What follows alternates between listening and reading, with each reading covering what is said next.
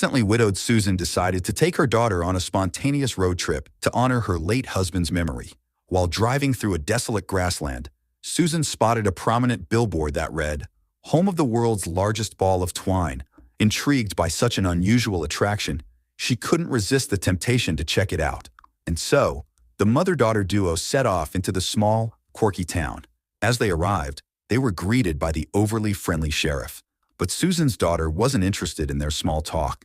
Her attention was fixed on a mysterious old castle in the distance. Without hesitation, she wandered off towards it. Inside the castle stood the town's pride and joy, the world's largest ball of twine. Weighing a staggering 20,000 pounds, it had taken a jaw-dropping 29 years to weave. While walking around the massive ball, the girl noticed a framed photo hanging nearby. It was a picture of the ball's creator and his children. As she stared curiously at the image, an unexpected sound echoed through the room. She quickly looked around, but there was no one in sight. The mysterious noise continued, faint and broken, as if someone, or something, was trying to reach her. She dismissed it as a prank, but remained on edge. As she took a few more steps, something strange happened. Her red string, which she had been playing with absent-mindedly, was suddenly yanked from her hands. It unraveled quickly, darting across the room and vanishing into the massive ball of twine. The little girl felt a mix of nervousness and curiosity as she cautiously approached the giant ball of twine. But just as she leaned in closer, a horrifying sensation crept over her. She felt something behind her, like an arm growing out of her own back. Before she could fully process it, the arm quickly retracted. But the next moment,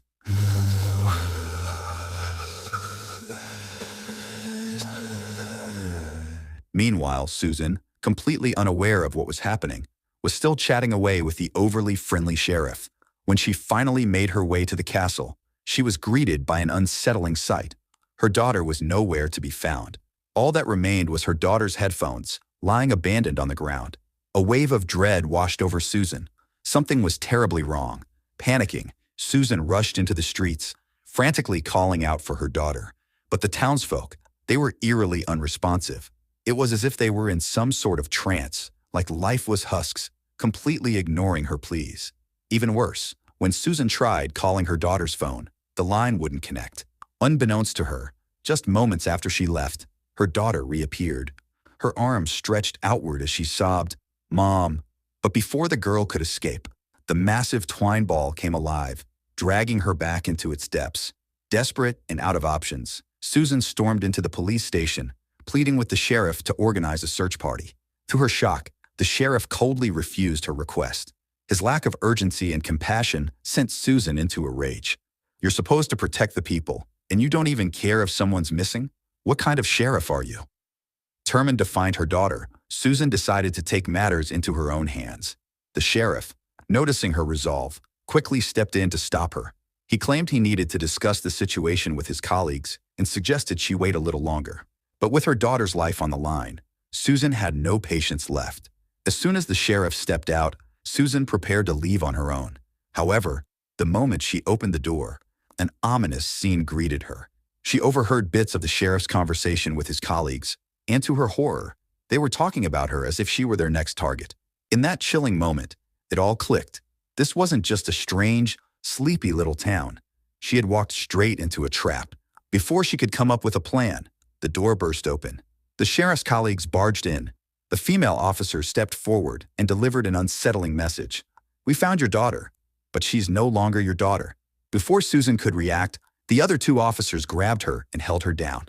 The female officer then reached into her mouth and pulled out something horrifying, a small, writhing ball of twine. Without hesitation, she forced it into Susan's mouth. Susan struggled in terror, but the twine seemed alive. As soon as it touched her lips, it began wriggling and crawling, moving on its own. It slithered down her throat like a living creature. Once the last piece disappeared, the officers released her. However, Susan was not about to give up. In a desperate act of defiance, she bit down hard on the abusive officer's arm. One of the other officers rushed to restrain her, but Susan managed to grab him and smash his head into a nearby surface. The female officer in front of her wasn't spared either. Susan slapped her across the face with all her strength. What Susan saw next nearly caused her to lose her mind. The female officer's face was covered in twine. What the hell are these creatures? This is beyond terrifying. Susan thought to herself, struggling to keep her stomach from turning, and bolted out of the room. At the critical moment, she managed to break into another room. Once inside, Susan immediately grabbed at her throat, pried out the twine that had lodged there, and yanked it free. As she pulled, the twine emitted piercing, grotesque screams that sent shivers down her spine. When it hit the ground, it wriggled like maggots, squirming unnervingly.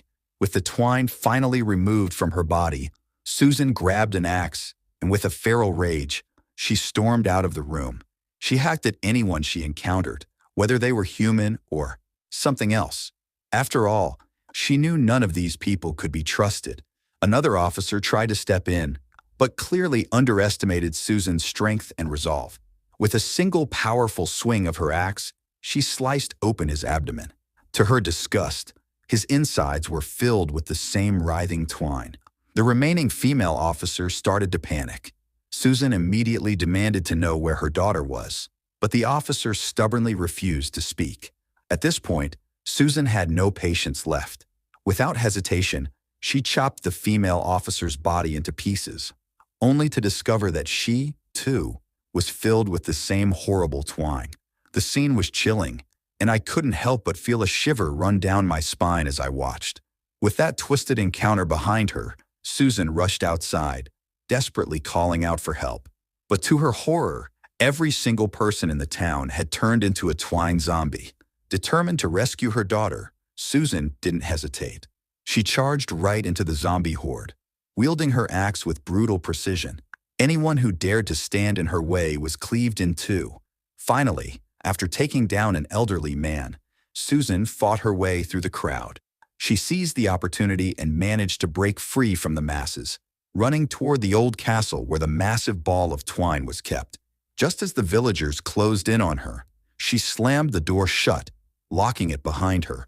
At this moment, as Susan stood before the massive ball of twine, she knew without a doubt that her daughter's disappearance was linked to it. By now, almost everyone in town was aware that this thing was dangerous. The thought of her daughter, still missing and possibly in danger, made Susan's fury reach its breaking point. She swung her axe wildly, hacking at the twine ball. Outside, the villagers let out deafening, shrill screeches. But none of this could stop a mother determined to save her daughter. With every furious strike, the twine ball began to crack. Suddenly, a vile, disgusting liquid poured out from the cracks. Finally, with one last, powerful blow, Susan tore a gap in the ball. As she rushed inside, the walls of the ball revealed countless arms, twisting, writhing, and reaching out. It was clear that the ball had already consumed many people, devouring them alive. Seeing this only strengthened Susan's resolve. Without hesitation, she plunged deeper into the ball. Eventually, she found her daughter at the very heart of the twisted thing. But to her horror, her daughter had already fainted. Soon after, Susan discovered two child corpses. As she remembered the photograph on the walls of the castle, everything clicked into place. She finally understood. The creator of the twine ball had wanted his daughter to be with his two children forever.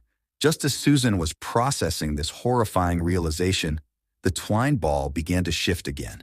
In a desperate rush, she scooped up her daughter and tried to escape, but the crack she had made earlier quickly sealed itself. As she tried to flee, countless arms surged out, blocking her path. Despite her best efforts to carve a way through, Susan eventually reached the limits of her strength. She had fought her way out, but ultimately, it was too late. Exhausted and unable to continue, Susan was swallowed by the twine ball, her fate sealed. She became the nourishment for the two children whose lives had been consumed by the ball before. As the ball sealed itself shut once more, the villagers outside stormed into the castle. Seeing the fresh marks of the mother's struggle, they were filled with sorrow. The female police officer, too, seemed to recover from her earlier transformation. Not long after, a reporter arrived in town, asking the sheriff about the recurring disappearances. The sheriff quickly reassured the reporter, "We're the safest town in Kansas, full of humble, devout people, But when the reporter pressed, asking why there were no children in the town, the sheriff's expression changed. And I'm realizing that you had not seen the ball as a warning. Come, I'm going to give you a personal tour